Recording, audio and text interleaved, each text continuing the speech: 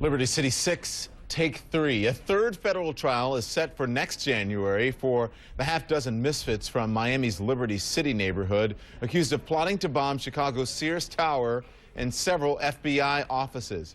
After 2 mistrials, critics say prosecutors are wasting time and money. CNN Special Investigations Unit correspondent Drew Griffin takes a closer look. Despite their mother's pleas that it just couldn't be so, at the time of their arrest, June 2006, the capture of the Liberty City 7 was being called a major success of Homeland Security. Federal and local police working together to infiltrate a real terrorist cell. This case clearly demonstrates our commitment to preventing terrorism. The FBI made tape showing the mostly homeless men pledging to al-Qaeda and planning to blow up not just the Sears Tower, but also federal buildings in Miami. The problem?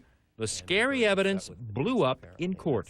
There was no bombs, there was no bomb-making material, books about jihad, books about making bombs, schematics of the Sears Tower or any other building. When they raided their headquarters, they really found nothing. And that was a concern for a lot of us on the jury, and even for myself. Jeffrey Agron was jury foreman during that first trial. His jury found one defendant not guilty altogether. He says though his jury was hung on all the other counts, the panel favored 8-4 to convict 3 of the men on count 1, providing material aid to a terrorist. But since there was no terrorist being aided and the materials provided were photographs anyone could have taken, he felt the government never proved any danger.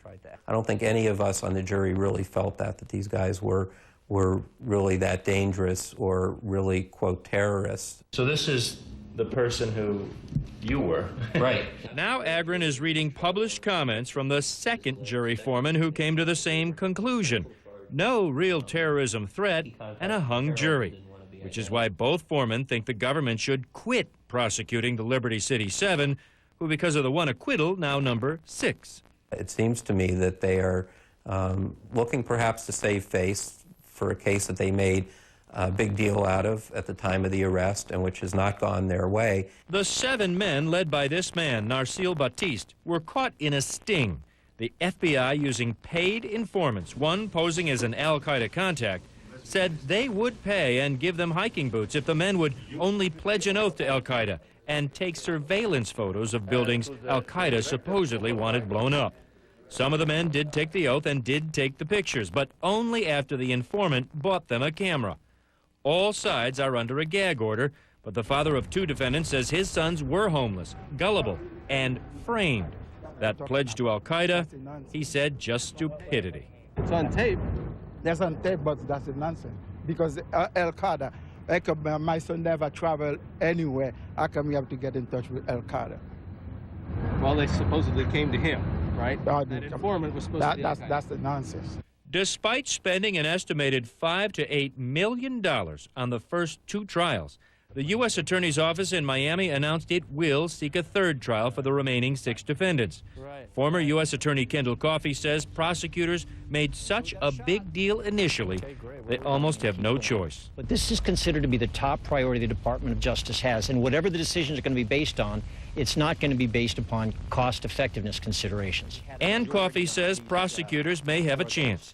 He has been in contact with a juror from that second trial, who reports fellow jurors came within 1 vote of convicting the so-called ringleader and at least one of his lieutenants on a single count. Coffee says the government should scale down its case and dismiss some of the defendants. And the task is to convince a jury that it's a crime to be a wannabe if what you want to be is a terrorist. No one is expecting new evidence or new witnesses in the 3rd trial, which could cost another $1 million.